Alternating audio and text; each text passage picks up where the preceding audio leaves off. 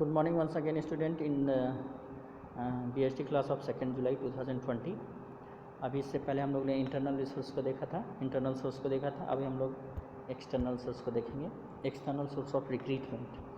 तो रिक्रूटमेंट का external source क्या होता है? तो एक्सटर्नल का मतलब ये होता है कि विद इन ऑर्गेनाइजेशन के बजाय आप ऑर्गेनाइजेशन के बाहर के लोगों को संपर्क करके उन्हें आप जब मोटिवेट करते हैं तो उसको कहते हैं एक्सटर्नल सोर्स ऑफ रिक्रूटमेंट। चलिए नंबर 1 2 देख लेते हैं इसमें क्या क्या है। डायरेक्ट रिक्रूटमेंट मतलब क्या होता है, पढ़ लेते हैं। Direct recruitment, under direct recruitment A notice is placed on the notice board of the enterprise specifying the job details of the job available. Job seekers assemble outside the premises of an organization on the specified date and selection is done on the spot। देखिए आप organisation के बाहर gate पर आप एक notice चिपका देते हैं। नोटिस में आपको डेट और किस तरह के लोगों की ज़रूरत है का पूरा डिस्क्रिप्शन रहता है। ऑन स्पेसिफाइड डेट लोग आते हैं, इंडिविजुअल्स आते हैं और उनमें से हम लोग जो है सेलेक्ट करते हैं। तो ये हमारा हो गया डायरेक्ट रिक्रूटमेंट। मतलब बिल्कुल डायरेक्ट, मतलब किसी के बीच का कोई ज़रूरत नहीं है, direct. The practice of direct recruitment is followed usually for casual vacancies of unskilled और सेमी स्किल्ड जॉब्स। यानी सेमी स्किल्ड जॉब जो है और थोड़ा जिसमें थोड़ा स्किल और या कुछ स्किल की ज़रूरत नहीं, वैसे जो है जैसे होता है कैजुअल और बदली workers and they are paid remuneration on daily wages. This method of the recruitment is very inexpensive and it does not involve any cost of advertising. The vacancies is suitable for filling casual vacancies। इसमें साफ लिखा है कि ऐसा जो है तरीका जो है कैजुअल वैकेंसी को पूरा करने के लिए अच्छा है, जिसमें कि सेमी और कम स्किल वाले लोगों की ज़रूरत है और इनका रेम्यूनरेशन भी कम होता है। Okay, now number 2 is casual callers.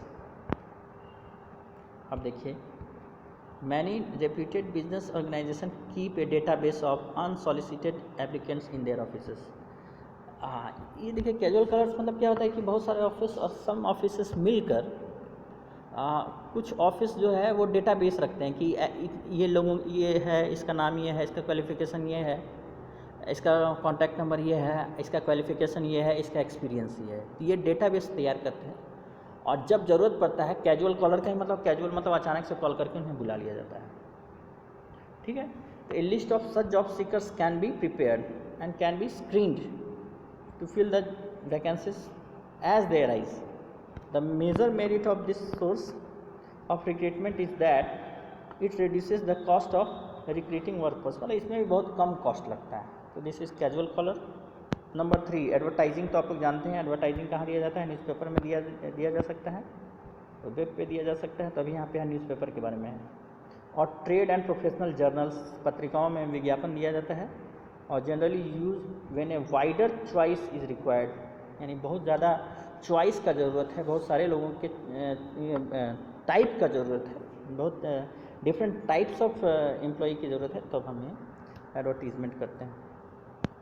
Now point number 4 में आइए, एम्प्लॉयमेंट एक्सचेंज।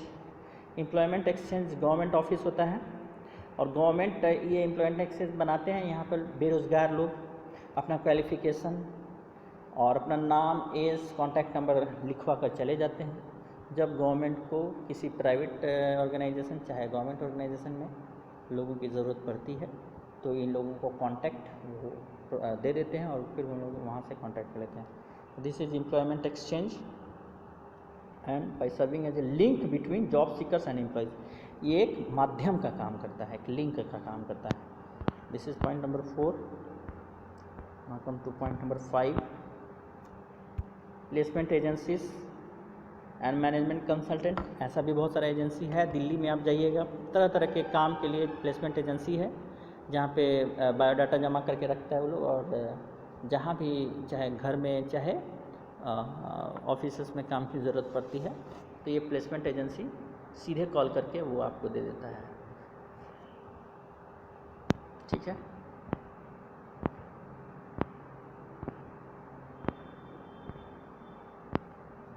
यहाँ पे एक पॉइंट वाला है मैनेजमेंट कंसल्टेंसी में।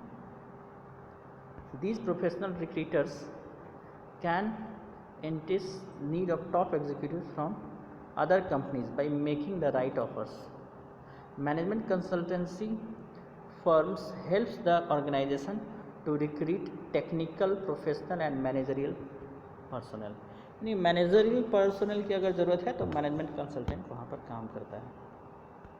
ओके, कैंपस रिक्रूटमेंट के बारे में आप लोग को क्या कहना.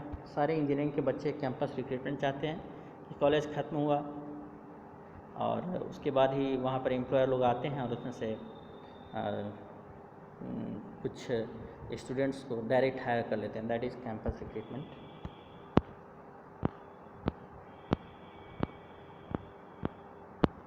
रिकमेंडेशन का मतलब होता है कि किसी के बारे में एम्प्लॉयर यानी मालिक लोग जानता है कि ये अच्छा काम करता है और अगर उसको पता चल गया कि ये पूरे ग्रुप या स्टूडेंट का बहुत अच्छा काम करते हैं तो और अगर उन लोगों की कहीं ज़रूरत हो तो उनका नाम वो रेकमेंड कर देते हैं कि भाई आप इनको ले लीजिए या उनका आप इंटरव्यू ले सकते हैं. तो this is recommendation of employees. इसके लेबर कॉन्ट्रैक्टर्स देखिए नाम से ही लेबर मतलब लो ग्रेड के जो अनस्किल्ड वर्कर्स हैं उसका कॉन्ट्रैक्टर होता है. लेबर कॉन्ट्रैक्टर बिहार, बंगाल, उड़ीसा के मज़दूरों को मुंबई, दिल्ली, बेंगलोर, चेन्नई और हरियाणा में बहुत सारा फैक्ट्रीज है, सूरत में है और वहाँ पे आपको लेबर प्रोवाइड करवाते हैं. तो दे आर लेबर कॉन्ट्रैक्टर्स. उनको जैसे कि मान लीजिए कि आपको एक बिल्डिंग बनाना है तो बिल्डिंग बनाने के लिए आपको मैसन यानी कि अनस्किल्ड वर्कर, मिस्त्री, प्लम्बर और इलेक्ट्रीशियन और डेकोरेटर और पेंटर और फिर फर्निशिंग और ये सब की जितना है उसका एक ग्रुप होता है. तो ये सब जाने पहचाने लोग हैं, इनके पास काम का एक्सपीरियंस भी होता है और इसमें स्पीड में भी काम होता है. तो सीधे लेबर कॉन्ट्रैक्टर जो है वो बिल्डर को वो प्रोवाइड करा देगा ताकि वो उसका काम में आसानी. पॉइंट नंबर 8 हो गया. Now come two point number 9, advertising on television, जो अभी लगभग बंद है. अभी तो सब इंटरनेट में आप देखिएगा, इंटरनेट में बहुत ज़्यादा होता है, लेकिन पहले एडवर्टाइजिंग ऑन टेलीविज़न भी होता था कि वहाँ पे आके बताया जाता था कि यहाँ पे ज़रूरत है. दूरदर्शन के नेशनल चैनल पे आता था. और वेब पब्लिशिंग, और ये जो है अभी के लोगों के लिए सबसे अच्छा वेब पब्लिशिंग है. Internet is become a common source of recruitment these days. There are certain websites specifically designed or dedicated for the purpose of providing information about the both job seekers and job openings. In fact, websites are very commonly visited both by prospective employees and prospective organizations searching for suitable people. तो जैसे था कि indiajobs.com और बहुत सारा और भी मैं नाम भूल रहा हूँ ऐसे वेबसाइट है जहाँ पर लोग जॉब, naukri.com इस तरह से क्या है वो करते हैं. तो दीज आर एक्सटर्नल सोर्सेस. इसका आपका क्या इसका मेरिट है. तो मेरिट में आप देखिए क्वालिफाइड पर्सनल मिलेंगे, वाइडर चॉइस मिलेगा और फ्रेश टैलेंट मिलेगा, कॉम्पिटिटिव स्पिरिट मिलेगा. तो लोग बाहर से आएंगे तो उनमें एक जोश रहेगा ही, एक दूसरे से कंपटीशन की भावना ही रहेगी, वाइडर चॉइस रहेगा और अच्छा, और लोगों का जो क्वालिफाइड मिलेगा और लोगों का जो अभी बेरोज़गारी का समय है इसमें एक्सटर्नल रिक्रूटमेंट ही बेटर है. इंटरनल में अभी क्या हो रहा है कि गवर्नमेंट ऑर्गेनाइजेशन में इंटरनल रिक्रूटमेंट की जगह उनको सीधे रिट्रेंच कर दिया जा रहा है, यानी छांट दिया जा रहा है. ओके, हम लोग आगे बढ़ते हैं. लिमिटेशंस भी होता है एक्सटर्नल रिसोर्स के, कुछ लिमिटेशंस भी हैं. तो पहला ही देखिए, डिससेटिस्फैक्शन अमंग एग्जिस्टिंग स्टाफ, यानी कि लोग जो पहले से काम कर रहे हैं उनको थोड़ा सा असंतुष्ट का भावना होता है, असंतुष्टि होती है कि हम मेरे बजाय, हम लोगों को ध्यान देने के बजाय बाहर के लोगों को लिया गया है. तो ये हो गया नंबर 1.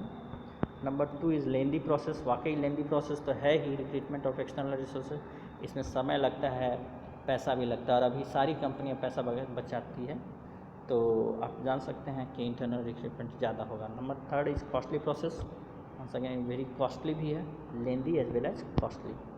तो इस तरह से ये था limitations and merit of external resources and the external resources का different channels. Okay, thank you so much.